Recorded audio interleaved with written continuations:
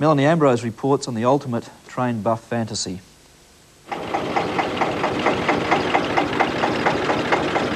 If there's an essential ingredient in restoring trains, it must be patience. 29 years after he first set eyes on a rusty pile of metal, Keith Watson can now parade his pride and joy. Loco 217, the Golden Ridge. Probably goes back to about 1963 when I first visited Kalgoorlie and found it as a rusting relic just lying in a back street of Kalgoorlie. And when I approached the owner and I said, please, I'd like to do something and save that little engine, he said, no way, I'll do it myself. Well, for 3 years I went to Kalgoorlie, and during that time the engine had more and more parts pinched off it, the brass work was all gone, and I got so saddened by it that I decided to build a replica of it, a third full size. This I did, which works at Castledare Boys' Home, and when the fellow in Kalgoorlie saw the photograph on the front page of the West Australian, he said, Keith, I didn't realise you were so dinkum about it. He said, the engine's yours and I'll make up for all lost time. He said, I'll gather all the bits together and put it in a railway wagon and send it to you in Perth. Some serious mechanical work, adaptions and coats of British racing green produced Keith's dream machine. All aboard!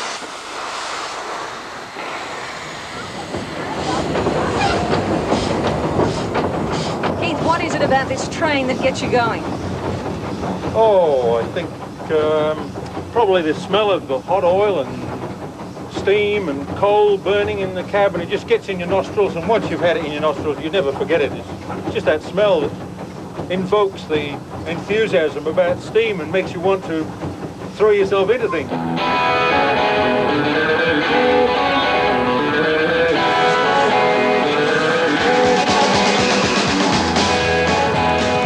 Steam to diesel, no matter what the fuel, the enthusiasm stays the same.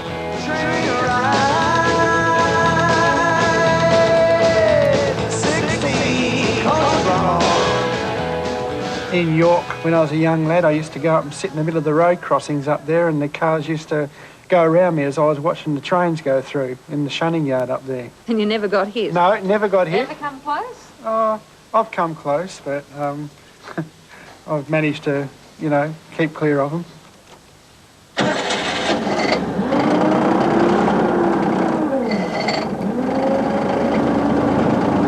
This was Robin's first project, a miniature tourist train. But as this Casey Jones will tell you, size doesn't matter. Just the noise really gets me going. What is it about the noise? I mean, it sounds to me just like a train. Just all that horsepower, all that grunt. His latest venture is to restore this 1968 model built in Queensland. Well, it's going to be the only one left in captivity, because the rest of them West Rail have cut up, unfortunately.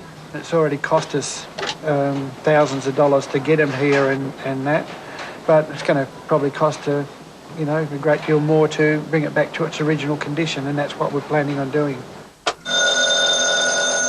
And even though he's not going anywhere right now, he's still having fun.